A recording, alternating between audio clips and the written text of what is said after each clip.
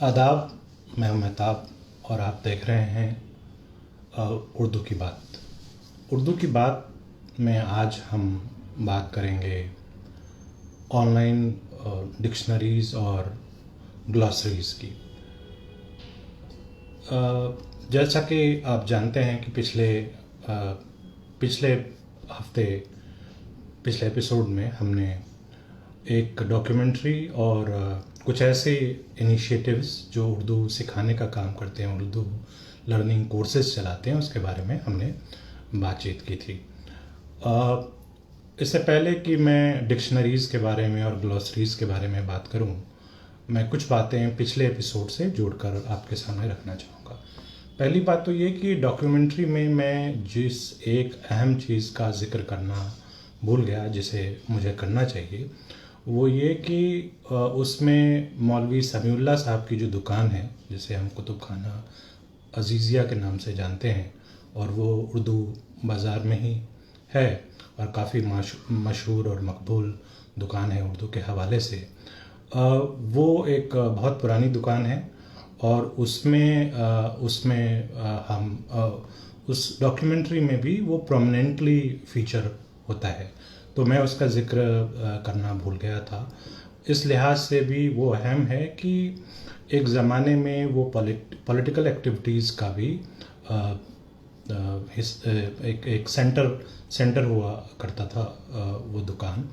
और जो उस ज़माने के लीडर्स थे, जैसे जवाहरलाल नेहरू और जो दूसरे लीडर्स थे प्री इंडिपेंडेंस आज़ादी से कबल, वो भी वहाँ आया करते थे। खुद वो मौलवी समीउल्लाह साहब, जिनके अब फर्जन वो दुकान चलाते हैं, वो भी, उनका भी जंग आज़ादी में और जो मूवमेंट था, फ्रीडम स्ट्रगल था, उसमें बड़ा हिस्सा रहा है।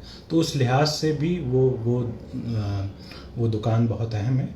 और ऐसे भी अगर उर्दू की किताबें, जो आम तौर पर उर्दू की किताबें नहीं मिलती हैं या आउट ऑफ प्रिंट किताबें होती हैं, वो कई दफ़ा मिल जाती है। मुझे याद आता है कि मैं जब पिछली बार गया था तो मुझे वहाँ पर शौकत थानवी साहब की और लोगों की किताबें वहाँ आसानी से मिल गई, जो आमतौर पर आज नहीं मिलती हैं और आउट ऑफ प्रिंट है। दूसरी बात मुझे ये कहनी थी कि मैंने कुछ इनिशिएटिव्स के बारे में बताया था कि जहाँ से आप उर्दू सीख सकते हैं, जो उर्दू सिखाने का काम करते हैं।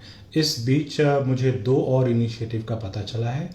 द न्यू इंडियन एक्सप्रेस में परवेज़ सुल्तान साहब की एक रिपोर्ट है कि जो दिल्ली की जो उर्दू एकेडमी है, दिल्ली उर्दू एकेडमी, वो एक ऑनलाइन उर्दू लर्निंग का कोर्स करवाने जा रही है। वो पहले से भी उर्दू लर्निंग का कोर्स चलाते हैं, लेकिन वबा की वजह से, पेंडेमिक की वजह से अब वो ऑनलाइन इसको करने का सोच रहे हैं और ग़ालिबन मार्च के महीने में इसकी शुरुआत होगी।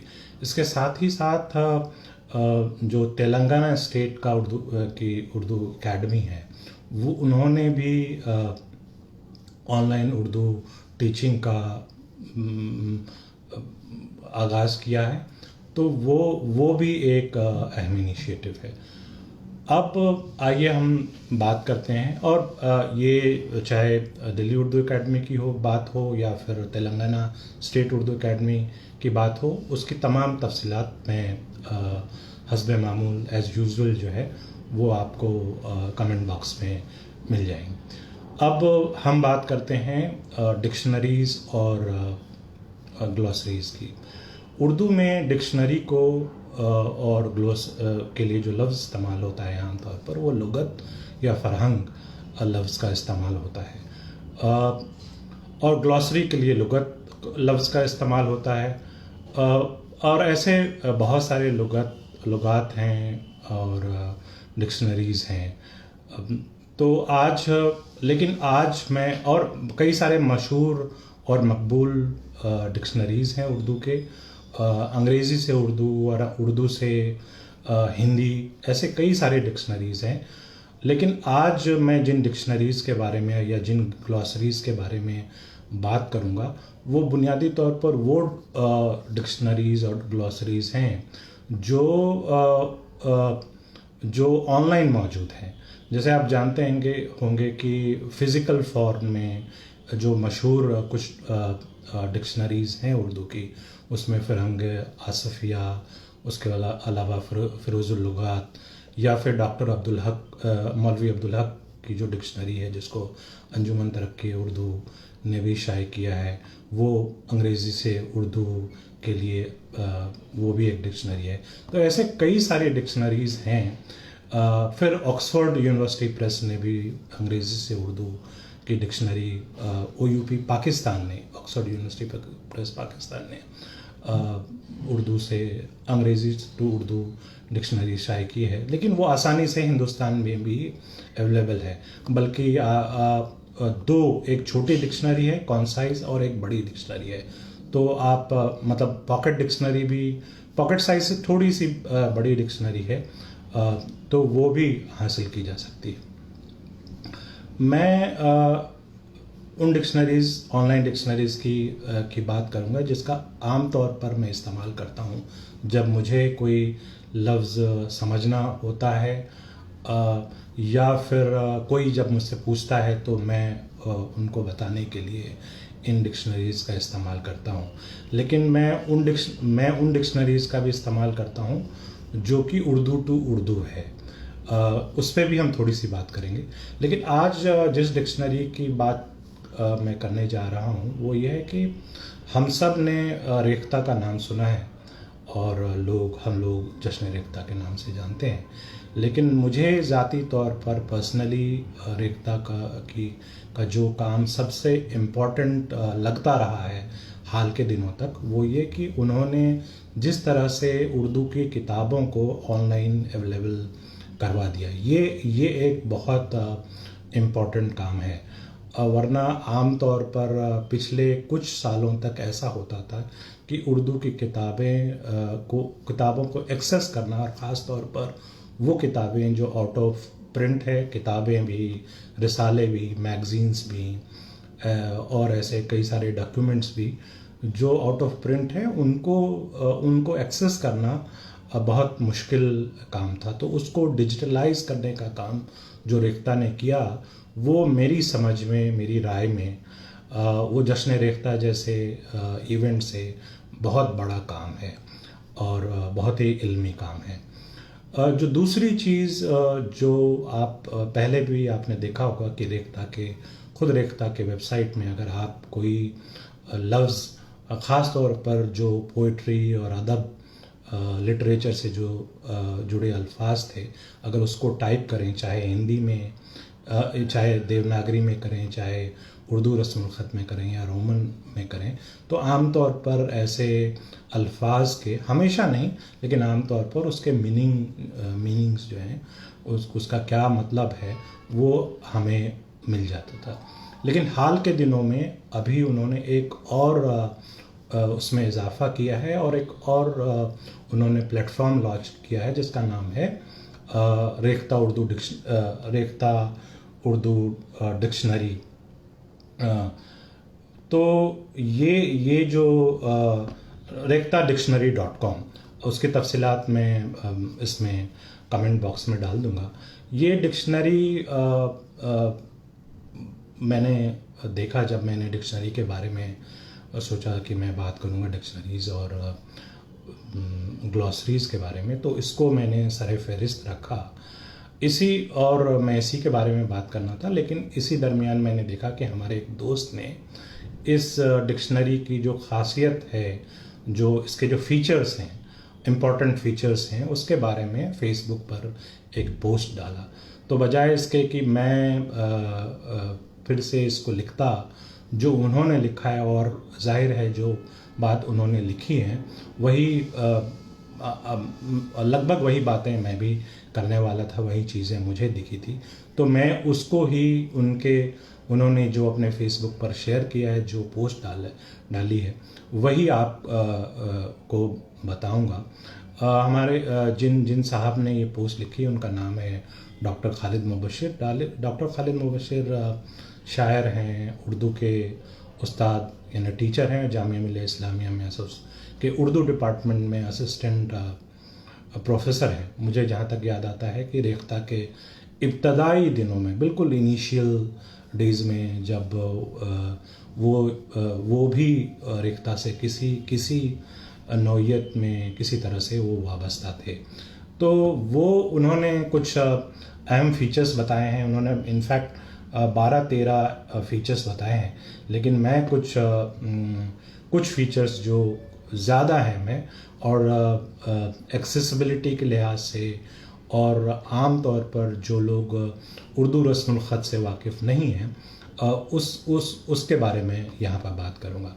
तो जैसा मैंने कहा कि ये जो डिक्शनरी है ये बुनियादी तौर पर ट्राइलिंगुअल है, यानी 3 ज़बानों में अगर आप किसी लफ्ज़ उर्दू लफ्ज़ का माने, उर्दू लफ्ज़ का मतलब जानना चाहते हैं तो 3 ज़बानों में, चाहे आप उर्दू में, उर्दू रस्मुल ख़त में, चाहे आप देवनागरी में, चाहे हिंदी में, इन तीनों में अंग्रेज़ी रोमन में अगर आप लिखें, कोई लफ्ज़ लिखें तो उससे आप उसके माने तक मोस्ट लाइकली पहुंच सकते हैं। और ख़ास तौर पर अगर उस लफ्ज़ का इस्तेमाल अदब और शायरी में अगर हुआ है तो वो आपको बहुत आसानी से ऐसे अल्फाज मिल जाएंगे।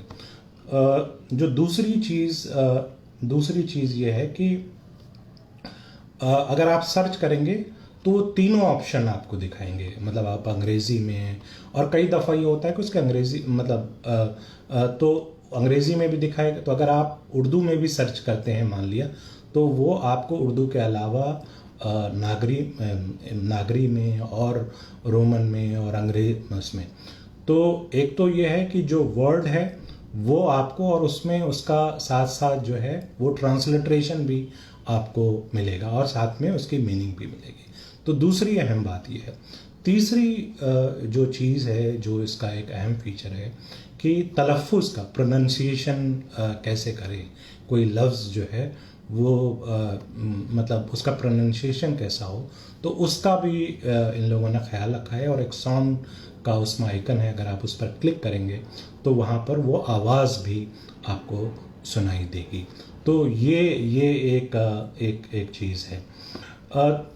चौथी जो अहम चीज़ है वो ये कि ये जो लफ्ज़ आप तलाश रहे हैं, जिसका मतलब आप तलाश रहे हैं, माने तलाश रहे हैं, उसका ओरिजिन क्या है, वो किस ज़बान से उर्दू में दाखिल, तो इसका भी ये भी आपको मिलेगा कि उसका ओरिजिन क्या है, वो भी आपको वहाँ पर मिल जाएगा। जो 5वीं इसी तरह से उस लफ्ज़ के मुतदारिफ़ात यानी सिनोनिम्स और कौन से पर्यायवाची शब्द कौन से हैं।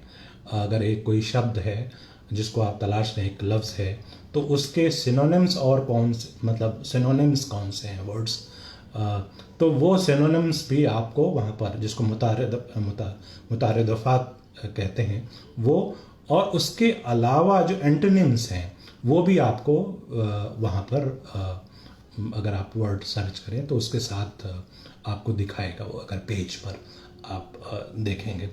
तो इसके अलावा कभी कभी आपको ये भी मिलेगा कि अगर उससे जुड़ा कोई मुहावरा है, कोई ऐसा मुहावरा है जो या कोई ऐसी चीज़ है जो आम तौर पर इस्तेमाल होती है, तो वो चीज़ भी आपको मुहावरे हो गए, कहावत, अगर कोई कहावत है तो उसका वो भी आपको वहाँ पर वो चीज़ मिलेगा। अच्छा, अभी जो अगर आप इसकी बात करें कि इसमें कितने अल्फाज हैं, तो खालिद मुबशिर साहब लिखते हैं कि कोई 3 लाख वर्ड्स हैं जो सर्चेबल हैं, जिसको आप सर्च कर सकते हैं इस वक्त। और 3 लाख, जाहिर बात है कि हम 3 लाख लफ्ज़ों का तो इस्तेमाल करते नहीं हैं, मुश्किल से 20,000 25,000 ऐसे अल्फाज हैं जो हमारी मतलब हमारे इस्तेमाल में होती हैं, जिसका हम आमतौर पर इस्तेमाल करते हैं, या उससे कम भी। तो फिर उसके अलावा जो वर्ड है उसका प्लूरल क्या है, उसका सिंगुलर क्या है, वाहिद जमा, जिसको उर्दू में वाहिद जमा कहते हैं, वो भी वहाँ मौजूद है। तो इसमें भी ये भी एक बहुत अहम चीज़ है। तो आप जब इसको देखेंगे और फिर उसका जेंडर के बारे में भी कि वो मुज़क्कर है या मुअन्नस है, तो वो भी चीज़ वहाँ मौजूद है। तो ऐसी बहुत सारी मतलब एक लिहाज से देखें तो, और इजीली एक्सेसिबल है। अभी आप अगर वेबसाइट पर जाएं और चेक करें rekhta-dictionary.com, तो वो आपको, और यूज़र फ्रेंडली है, जो मैंने महसूस किया उसका इस्तेमाल करते हुए, वो यूज़र फ्रेंडली है। बहुत ऐसा नहीं है कि आपको उसमें मुश्किल का सामना करना पड़ेगा। और ख़ास तौर पर जब ये अब एक अलग से उन्होंने प्लेटफॉर्म बना दिया है डिक्शनरी के लिए अलग से, पहले भी एक अलग से रेख्ता के वेबसाइट पर एक डिक्शनरी का एक अलग से सेक्शन हुआ करता था, लेकिन अब उन्होंने एक अलग वेबसाइट बना दिया, तो उससे और भी आसानी है। इसके अलावा जो डिक्शनरी में आमतौर पर ऑनलाइन इस्तेमाल करता हूँ, ख़ास तौर पर रोमन में, जब अगर आपको कोई लफ्ज़ जानना हो और उसका अंग्रेज़ी मीनिंग जानना हो, तो मैंने ये महसूस किया है कि urdupoint.com के नाम से एक डिक्शनरी है। उसमें आप रोमन में और जो उर्दू रस्मुल ख़त है उसमें, दोनों में आप लफ्ज़ टाइप करके उसका मीनिंग जान सकते हैं। कई दफ़ा उसके साथ और चीज़ें भी, एंटोनिम्स, सिनोनिम्स, जो चीज़ें मैंने रेख्ता के हवाले से, रेख्ता की डिक्शनरी के हवाले से कहीं, वो चीज़ें भी मौजूद हैं। लेकिन ये कहते हुए मुझे, मतलब मैंने महसूस किया कि जितने ऑर्गेनाइज्ड वे में और जितने यूज़र फ्रेंडली स्टाइल में रेख्ता डिक्शनरी पर ये चीज़ें मौजूद हैं, उस तरह से आप देखेंगे तो वो चीज़ उर्दू पॉइंट पे मौजूद नहीं है। एक और डिक्शनरी ख़ास तौर पर उर्दू से हिंदी को लेकर के, जिससे मैं हाल के दिनों में वाकिफ़ हो सका, और मैंने उसका अभी ज़्यादा इस्तेमाल नहीं किया है, तो मैं उसके बारे में ज़्यादा बात नहीं करूँगा। किसी मौके पर हम उससे बात करेंगे, उसके बारे में बात करेंगे। वो डिक्शनरी है, इसका नाम है भारतवानी.in के नाम से एक वेबसाइट है, जिस पर अगर आप जाएं तो ये यहाँ पर ये असल में मिनिस्ट्री ऑफ एजुकेशन की एक इनिशिएटिव है, और जो मैसूर में central institute of Indian languages है, वो इसको मैनेज करते हैं। तो उसमें एक डिक्शनरी है, उर्दू हिंदी शब्दकोश। ये इसमें भी बहुत सारे ये भी एक बहुत इंटरेस्टिंग डिक्शनरी और यूज़र फ्रेंडली। अभी मतलब मैंने क्योंकि बहुत ज़्यादा इस्तेमाल नहीं किया है, लेकिन ऐसे देखने में डेस्कटॉप पर ख़ास तौर पर मैंने फ़ोन पर अभी इस्तेमाल नहीं किया है, तो ये एक यूज़फुल डिक्शनरी मालूम हो रही है। जैसे आप देखें कि एक लफ्ज़ है मालियात, तो आप फिर अब उसमें उन्होंने फिर अगर आप सर्च करेंगे तो आप इसको देवनागरी में भी कर सकते हैं और उर्दू रस्मुल ख़त में भी कर सकते हैं। अगर आप उर्दू रस्मुल ख़त में सर्च करें तब भी वो जा कर के आपको साथ में हिंदी में वो मतलब देवनागरी में आपको बता देंगे, और मीनिंग भी, और मतलब कई दफ़ा उसका प्लूरल क्या हो सकता है। तो ये एक चीज़ है। इस पर हम कभी और थोड़ी तफसील से बातचीत करेंगे कि ये डिक्शनरी। इसी तरह से अगर आप ग्लॉसरीज़ की बात करें तो ग्लॉसरीज़ बहुत सारे हैं, जैसे एक ग्लॉसरी है जो कि आप देख सकते हैं ऑनलाइन। वो बेसिकली उसका नाम है इस्तिलाहात.com के नाम से एक वेबसाइट है। अगर आप वहाँ पर अंग्रेज़ी का कोई टर्म सर्च करें इस्तिलाहात.com पर, तो उसका उर्दू मीनिंग या उसमें उसके इक्वल उर्दू में क्या टर्मिनोलॉजी है वो आपको वहाँ पर आसानी से मिल सकते हैं। लेकिन वहाँ पर सिर्फ अंग्रेज़ी टू उर्दू है, आपको चीज़ें हिंदी में या रोमन में नहीं मिलती हैं। तो ये मतलब लेकिन यूज़फुल है, यूज़र फ्रेंडली बहुत ज़्यादा नहीं है लेकिन यूज़फुल है अगर आपको टर्मिनोलॉजीज़ तलाशना हो।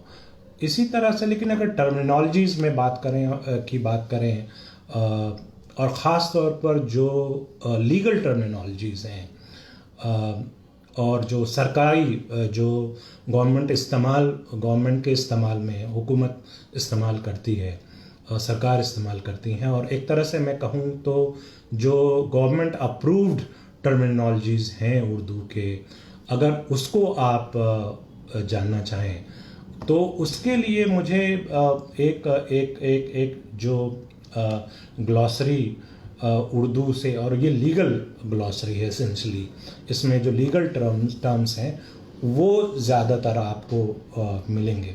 तो ये एक लुगत है या ग्लॉसरी है, इसमें अंग्रेज़ी, उर्दू और हिंदी तीनों में है। तो अगर आप एक लफ्ज़ अंग्रेज़ी में टाइप करें, अंग्रेज़ी में एक टर्म टाइप करें कंटेम्प्ट ऑफ कोर्ट, तो आपको उसका जो इक्विवेलेंट टर्म है हिंदी में और अंग्रेज़ी में वो आप हिंदी में और उर्दू में वो आपको यहाँ मिल जाएगा। ये जो ग्लॉसरी है वो मैंने गवर्नमेंट ऑफ इंडिया की एक वेबसाइट है legislative.gov.in, ये असल में ministry of law and justice का एक डिपार्टमेंट है जिसको लेजिस्लेटिव डिपार्टमेंट कहते हैं।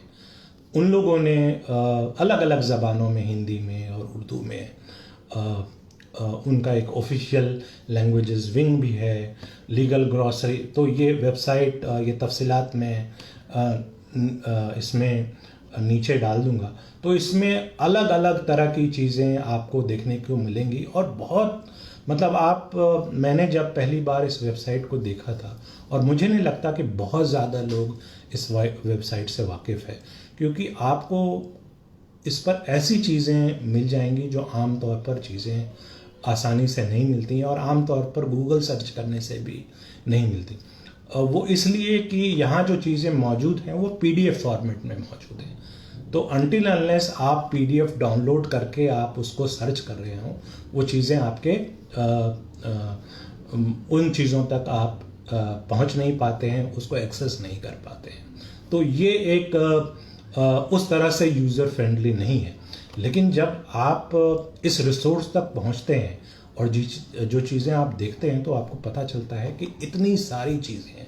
मसलन मैं आपको बताऊं कि ये लीगल ग्लॉसरी की अगर बात करूं तो आप देखेंगे कि इसमें सेंट्रल एक्ट के लिए, फिर वर्ड्स यूज्ड इन जुरिस्प्रूडेंस में जो अल्फाज इस्तेमाल होते हैं, फिर Arabic synonyms to Persian words, इस तरह की बहुत सारी चीज़ें आपको इसके अंदर मिल जाएंगी।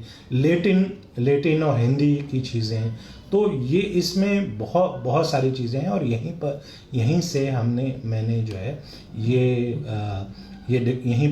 ये ग्लॉसरी मैंने देखी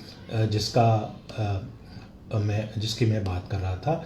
ये अंग्रेज़ी टू उर्दू टू हिंदी है। अब जैसे आप देखें कि एक लफ्ज़ है, अच्छा, इसकी सबसे इम्पॉर्टेंट इसका जो सबसे इम्पॉर्टेंट फीचर है, जो सबसे मुझे लगता है अहम है और जो आमतौर पर ग्लॉसरीज में नहीं होता है, वो ये कि इसमें सिर्फ टर्म और उसका इक्विवेलेंट उर्दू हिंदी टर्म मौजूद नहीं है, बल्कि उस टर्म का जिक्र उस लीगल टर्म का इस्तेमाल कॉन्स्टिट्यूशन में या किसी कानून में कहाँ पर हुआ है, किस सेक्शन में हुआ है, उसका भी जिक्र इसमें मिलता है। तो इस लिहाज से ये बहुत इम्पोर्टेंट है कि अगर आप कोई लीगल टर्म के बारे में जानना चाहते हैं और उसका इस्तेमाल कहाँ हुआ है और ये कि इसका रेफरेंस क्या है, इसका रेफरेंस पॉइंट क्या है, वो भी इसमें मौजूद है। जैसे मैं आपको एक लफ्ज़ इसमें एक लफ्ज़ है एबडक्शन। तो एबडक्शन जो लफ्ज़ है उसके लिए इन्होंने उर्दू में जो इक्विवेलेंट वर्ड का इस्तेमाल किया है वो अगवा है। तो ये अगवा जो लफ्ज़ है वो उर्दू रस्मुल ख़त में भी लिखा हुआ है और नीचे उसको अगवा को देवनागरी में भी लिखा है। और फिर हिंदी वाले सेक्शन में आप देखेंगे कि वहाँ पर अपहरण जो है वो हिंदी में लिखा हुआ है, देवनागरी में लिखा हुआ है। लेकिन साथ ही साथ आप ये देखेंगे कि रेफरेंसेस वाले उसमें ये लिखा हुआ है कि इसका रेफरेंस आपको सेक्शन 362 ऑफ आईपीसी जो आईपीसी में आपको मिल जाएगा। तो इसी तरह से अगर आप देखें कि एबॉलिशन लफ्ज़ का इस्तेमाल, कि एबॉलिशन लफ्ज़ का इस्तेमाल है, इसको हिंदी में या इसको उर्दू में क्या कहेंगे, तो आप देखेंगे कि एबॉलिशन के लिए खात्मा लफ्ज़ का इस्तेमाल किया है और इसको हिंदी में आप देखेंगे, उर्दू में खात्मा लफ्ज़ का इस्तेमाल किया और हिंदी में आप देखेंगे समाप्ति और अंत। उल्मुनल लफ्ज़ का भी इस्तेमाल होता है। तो वो एक वो चीज़ है। लेकिन साथ में इन्होंने ये भी बताया है कि जो आर्टिकल 17 है कॉन्स्टिट्यूशन का, उसमें भी आपको एबॉलिशन लफ्ज़ का इस्तेमाल होता है। तो ये इस लिहाज से, इसी तरह से आप देखेंगे तो मेरे पास मैं कह रहा हूँ जो डॉक्यूमेंट है वो लगभग आप ये समझिए कि एक इसमें आप ये देखें कि मैं एक सेकंड में आपको बताऊं कि कितने 174 पेजेस का ये डॉक्यूमेंट है। अच्छी बात ये है कि ये सर्चेबल है कि अगर आप कंट्रोल F दबा करके कोई लफ्ज़, चाहे वो हिंदी में, चाहे मतलब नागरी में, चाहे आप अंग्रेज़ी में या फिर आप उर्दू रस्मुल ख़त में अगर सर्च करना चाहें तो इसको आप आसानी से सर्च कर सकते हैं। तो ये ग्लॉसरी अभी तक जो चीज़ें मैंने देखी और मैं अपने दोस्तों से और ख़ास तौर पर जो सीनियर लोग हैं उर्दू में जिनको मैं जानता हूँ, जो इन चीज़ों में दिलचस्पी भी रखते हैं, तो उसमें से भी ज़्यादातर लोग इससे वाकिफ़ नहीं थे क्योंकि ये चीज़ें आमतौर पर डिस्कस नहीं होती हैं, लोग बताते नहीं हैं। तो इसका भी इसको आप देख सकते हैं और जाहिर बात है कि ये मैं कमेंट बॉक्स में डाल दूंगा जहाँ से आप जा कर के इसको डाउनलोड कर सकते हैं। तो ये एक अहम चीज़ है। अब एक डिक्शनरी जिसका इस्तेमाल मैं आम तौर पर करता हूँ जो कि उर्दू टू उर्दू डिक्शनरी है ऑनलाइन, और मुझे आम तौर पर मतलब जब कोई मुझसे कोई सवाल मतलब किसी लफ्ज़ के मीनिंग मालूम करता है मुझसे, तो आम तौर पर मैं इसी का इस्तेमाल करता हूँ। और बहुत कम रेयर ऐसा होता है कि कोई मायूसी हो और उस लफ्ज़ का मीनिंग मुझे ना पता चले वहाँ जा। तो ये जो ऑनलाइन डिक्शनरी है उर्दू टू उर्दू, वो उसका नाम है urdulugat.info। हाँ, ये डेस्कटॉप पर भी मौजूद है, लेकिन साथ साथ अगर आप चाहें इसका ऐप डाउनलोड करना तो ये ऐप भी डाउनलोड कर सकते हैं। जैसे ऑक्सफोर्ड डिक्शनरी जो है Urdu to English to Urdu, उसको भी आप ऐप उसका डाउनलोड कर सकते हैं बहुत आसानी से। तो ये जो urdulugat.info है, इसमें यह है कि आपको उर्दू में टाइप करना पड़ेगा, उर्दू में आप इसको टाइप करना पड़ेगा और जो उसके मीनिंग्स मिलेंगे साथ में, उसका ओरिजिन क्या है और चीज़ें क्या है। मैं आपको आप जानते हैं कि पिछले साल मैं एक कोशिश कर रहा था फेसबुक पर ही उर्दू की क्लास के नाम से, और उसमें जिन अल्फाज के मीनिंग्स में बताता था और उसका ओरिजिन क्या है उसके बारे में बताता था, तो उसमें मुझे उस इस डिक्शनरी से ख़ासतौर पर उर्दू lugat.info उससे बहुत मदद मिली थी। तो ये कुछ चीज़ें थी उर्दू डिक्शनरीज़ और उर्दू ग्लॉसरीज़ के हवाले से। कुछ ये कह सकते हैं कि इब्तदा के तौर पर, शुरुआत के तौर पर मैंने ये बातें कही हैं। आने वाले दिनों में भी ऐसे डिक्शनरीज़ और ऐसे ग्लॉसरीज़ के बारे में हम बात करेंगे। लेकिन मेरे बात करने से ज़्यादा यूज़फुल ये होगा कि आप इसको एक्सप्लोर करें और आप खुद जाकर के देखें कि और फिर एक राय कायम करें। हो सकता है कि मेरे लिए यूज़र फ्रेंडली हो, लेकिन हो सकता है आपके लिए यूज़र फ्रेंडली ना हो। तो खुद देखें, एक्सप्लोर करें और उसका फ़ायदा उठाएं। और मुझे लगता है कि अगर हम में से हमको लगता है कि ये चीज़ें यूज़फुल है, इससे फ़ायदा उठाया जा सकता है, तो इसको ज़्यादातर से ज़्यादातर लोगों तक पहुंचाएं, शेयर करें, ताकि जो लोगों ने काम किया है, मुझे लगता है कि आमतौर पर जो दो चीज़ें नहीं होती हैं उर्दू के हवाले से, वो ये कि एक तो हम जो चीज़ें जानते हैं वो शेयर नहीं करते अनटिल अनलेस हमको ज्ञान देना होता है। हमको ज्ञान देना होता है तो फिर ज्ञान देते हैं और बताते हैं, मतलब क्योंकि उसमें ऐसा होता है कि हमको इतना पता है। तो वो अगर हम शेयर करना शुरू करें जो मालूमात हमारे पास है या जो मालूमात हम हासिल करते रहते हैं, वो दूसरों के साथ शेयर करें। दूसरी अहम चीज़ जो मुझे लगता है जो हमें करनी चाहिए कि ये जो चीज़ें हैं वो जाहिर बात है कि इसके पीछे किसी इदारे ने, किसी शख्स ने काम किया होगा या कुछ लोगों ने मिलकर के काम किया होगा। मुझे लगता है उनको भी अप्रिशिएट करने के, उनके इस काम को अप्रिशिएट करने की ज़रूरत है, ताकि और उनको फीडबैक देने की ज़रूरत है। मसलन अगर कोई प्लेटफॉर्म यूज़र फ्रेंडली नहीं है तो हम उनको बताएं कि यूज़र फ्रेंडली नहीं है और कैसे और यूज़र फ्रेंडली हो सकता है। अगर हमने कोई ऐसी चीज़, सिमिलर चीज़ किसी और ज़बान में देखी है जो बहुत यूज़र फ्रेंडली भी है, यूज़फुल होने के साथ साथ, तो हम उनको बताएं कि ये एक चीज़ है जो मुझे लगता है कि आप इससे फ़ायदा उठा सकते हैं, इससे ये यूज़फुल हो सकता है। तो ये कुछ बातें थी उर्दू डिक्शनरीज़ और उर्दू ग्लॉसरीज़ के हवाले से।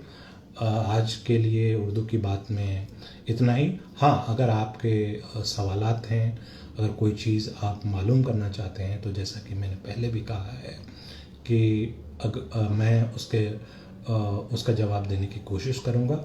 अगर मुझे नहीं मालूम होगा तो मैं एक्सपर्ट से, जानकारों से मालूम करने की कोशिश करूँगा और आप तक उस जवाब को पहुँचाने की कोशिश करूँगा।